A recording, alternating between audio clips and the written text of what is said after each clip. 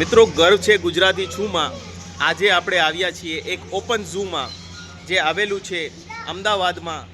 એને સુંદર વન તરીકે મિત્રો ઓળખવામાં આવે છે. અહીંયા બાળકોની સાથે તમે મજા કરી શકો છો અને ઘણા બધા પક્ષીઓ અને જાનવરો નિહાળી શકો છો. આપણે સૌથી પહેલાં એક સેક્શનમાં આવ્યા છીએ જ્યાં બહુ બધા બર્ડ્સ અને જાનવર મૂકેલા, બર્ડ્સ ખાસ કરીને મૂકેલા છે.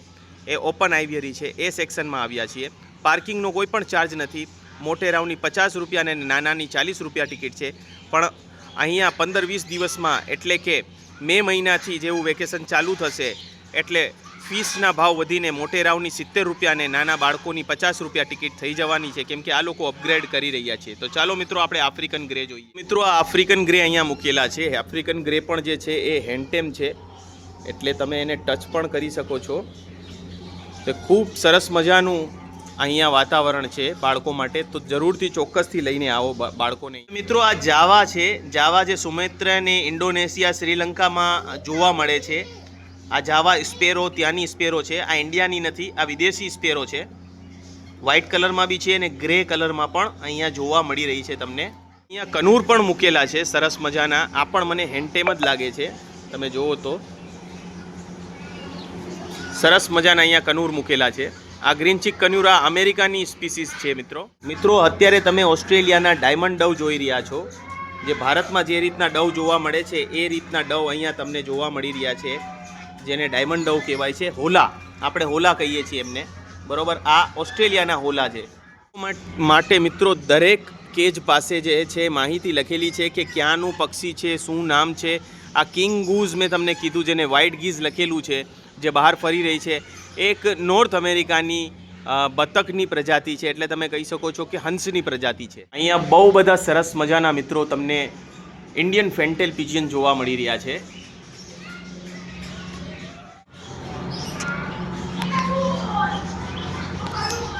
હવે મિત્રો ઉંદર જેવું દેખાતું પ્રાણી એટલે કે તમે ગિની પીગ જોઈ રહ્યા છો. એ ઉંદર જેવું દેખાય છે, ખાવામાં વેજીટેબલ ખાય છે અને સસલા જેવું પણ હોય છે. સસલાથી નાનું અને ઉંદરથી મોટું હોય છે. હવે મિત્રો તમે સરસ મજાના અહીંયા સસલા જોઈ શકો છો ને બાળકો એક્સાઇટેડ થઈ જાય છે એમને જોઈને. ખાસ કરીને જુઓ. હવે મિત્રો તમે બજરી પેરોટ જોઈ રહ્યા છો, જેને બજરીગર કહેવામાં આવે છે. આ ઓસ્ટ્રેલિયાની પ્રજાતિ છે અને વિશ્વમાં સૌથી વધુ પાળવામાં આવતો પક્ષી છે આ. મિત્રો ઓસ્ટ્રેલિયાનું હજુ એક પક્ષી જોઈ રહ્યા છો જેને કોકાટેલ કહેવામાં આવે છે. સરસ મજાના કલર છે આમના. મિત્રો તમે જે જોઈ રહ્યા છો એને લવબર્ડ કહેવામાં આવે છે. એ આફ્રિકાથી છે. એને ખાવા માટે ઘઉં આપેલા છે. અત્યારે પાર્કના ટાઈમની મિત્રો વાત કરું તો સાંજે 6:30 સુધી હોય છે. 6:30 પછી ટિકિટ નહીં મળે. અને ટિકિટના ભાવ લેટેસ્ટ જે પણ ચાલી રહ્યા છે એ જાણવા માટે તમે ડિસ્ક્રિપ્શન પણ ચેક કરો. જે તે વર્ષના ભાવ હું તમને નીચે અપડેટ કરી આપીશ.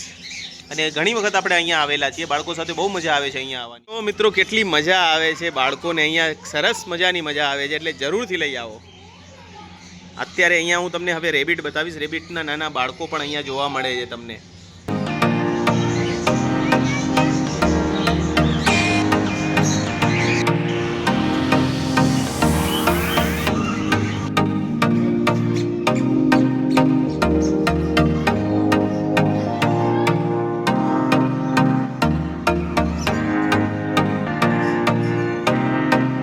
હવે આ સેક્શનમાંથી આપણે બીજા સેક્શનમાં જઈએ. આ બર્ડનું સેક્શન તમે જોઈ લીધું. હવે આગળ આપણે વધીએ. મિત્રો સાહુડી જોઈ રહ્યા છો, અને પ્રોક્યુપાઇન કહેવાય છે ઇંગ્લિશમાં.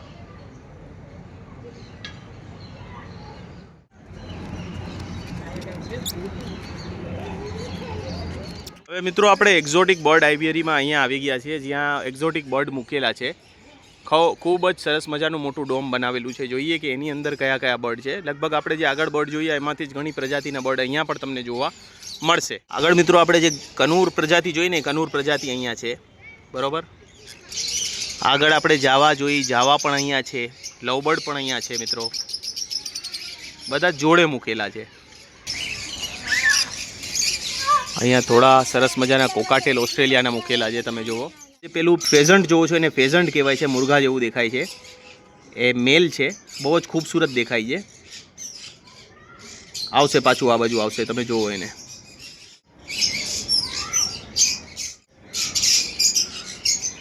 મજાનું નવું એક્વેરિયમ અહીંયા ડેવલપ કરવામાં આવ્યું છે મિત્રો. તો ચલો એક્વેરિયમ આપણે જોઈશું. આ પહેલાં હતું નહીં, હમણાં જ મને લાગે છે ડેવલપ કરવામાં આવ્યું છે.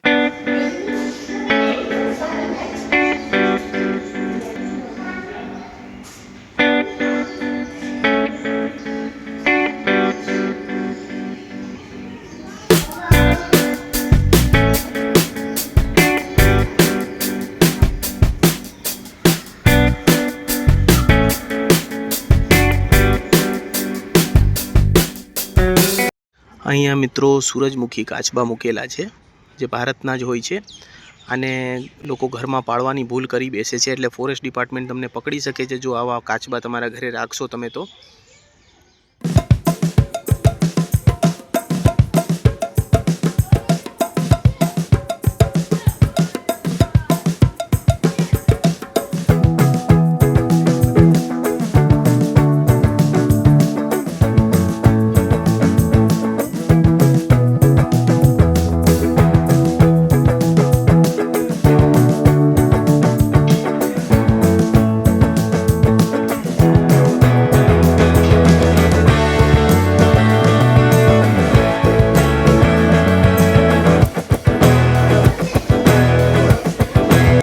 અહીંયા 14 ફૂટ મોટું અજગર જોવા મળી ગયું છે આપણને, અને અહીંયા બહુ બધા સાપ મૂકેલા છે, અને અહીંયા તમે પાણીમાં પણ એક બેઠેલું દેખાશે, પણ આની મોઢું જોવાની આપણે ટ્રાય કરીએ. મોઢું ક્યાં છે? આ જો 14 થી 15 ફૂટનું આરામથી અજગર છે આ મિત્રો.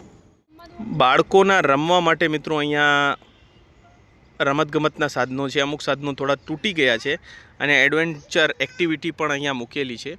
હજી કન્સ્ટ્રક્શનનું થોડું ઘણું કામ એવું ચાલુ છે.